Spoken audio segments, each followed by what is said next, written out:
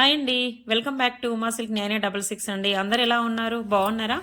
ఈరోజు అయితే ఒక ట్రిప్కి అయితే వెళ్ళామండి మేము. బట్ ఒక టెంపుల్కి వెళ్ళాము. మా ఊరికి దగ్గరలో 130 కిలోమీటర్లో వచ్చేసి అయితే తోగుల వెంకటపురం అని చెప్పేసి ఒక విలేజ్ అయితే ఉందండి. అక్కడ వచ్చేసి వెంకటేశ్వర స్వామి టెంపుల్ అయితే ఉందండి. చాలా ఫేమస్ టెంపుల్. మనం ఎలాంటి కోరికలు కోరుకున్నా కూడా నెరవేరుతున్నాయండి. అక్కడికి వచ్చేసి అయితే చాలా మంది జనం అయితే అక్కడికి వస్తారండి. మేమైతే ఈ రోజు అక్కడికైతే వెళ్ళాము. బట్ మా ఊరికి దగ్గరలో అయితే ఉంటుందండి. ఆ ఊరు వచ్చేసి అయితే మేము మా ఫ్రెండ్స్ అందరం కలిసి అక్కడికైతే వెళ్ళామండి. ఇది మహారాష్ట్రలోని వెంకటాపూర్ గ్రామంలో తోగులో వెంకటేశ్వర స్వామి వెలిసినటువంటి దివ్య క్షేత్రం ఇది. ఇక్కడ తోగు అంటే చెట్టు తొర్రలోనే వెంకటేశ్వర స్వామి స్వయంభూగా వెలిసినడని ఇక్కడ చాలా రోజుల నుంచి ప్రతీతి. ఇక్కడికి 2-3 రాష్ట్రాల నుండి కూడా ఇక్కడికి ప్రజలు ఎక్కువ మంది వస్తూ దర్శించుకుంటూ ఉంటారు. ఇక్కడ ప్రవాహం వర్షాకాలంలో కూడా వాటర్ ఎంత వచ్చినప్పటికీ కూడా చెట్టు వెనకాల నుండి ప్రవాహం పెరిగినప్పటికీ కూడా ఈ వెంకటేశ్వర స్వామిని తాకకుండానే వెనుక నుండే వెళ్ళిపోతుంది. ఎంత ప్రవాహం వచ్చినా కూడా ఇక్కడ అదే ప్రత్యేకత. ఇక్కడ కోరిన కోరికలు తీర్చేటువంటి వెంకటేశ్వర స్వామిని ఏమైనా మనం కోరుకుంటే క్షణాల్లోనే మనకు అవి కోరికలు నెరవేరుతాయని ఇక్కడ చెప్తా ఉంటారు.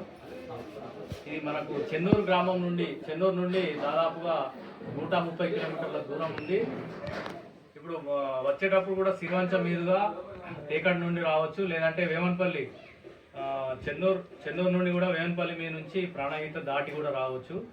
వెహికల్స్ వాళ్ళు అయితే సిరివంచ మీద నుంచి తేకడ మీద నుంచి డైరెక్ట్గా రావచ్చు. 3.5 గంటల సమయం పడుతుంది ఇక్కడికి చేరుకోవడానికి. చాలా బాగుంటుందండి టెంపుల్ వచ్చేసి అయితే. మీరు ఎవరైనా దగ్గరలో ఉంటే టెంపుల్కి అయితే తప్పకుండా విజిట్ చేయండి. ఈ దేవుణ్ణి అయితే దర్శించుకోండి. నిజంగా ఇక్కడ చాలా ఫేమస్గా ఇంకొక ముఖ్యమైన ప్లేస్ అయితే కూడా ఉందండి.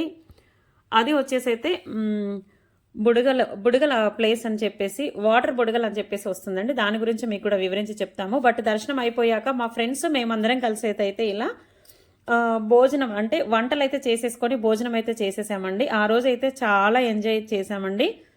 నిజంగా అక్కడ ఒక కొలనైతే ఉంటుందండి. చాలా మంది అక్కడ స్నానాలు చేసేసి మన స్వామి వారిని అయితే దర్శించుకుంటారండి. నిజంగా మేము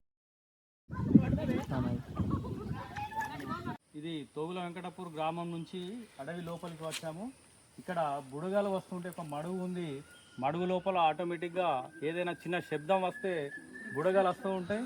ఈ బుడగల్ని చూడొచ్చు మనం ఒక శబ్దం చప్పట్లు కొట్టినా కూడా ఈ బుడగలు లోపల నుంచి ఎక్కువగా వస్తూ ఉంటాయి.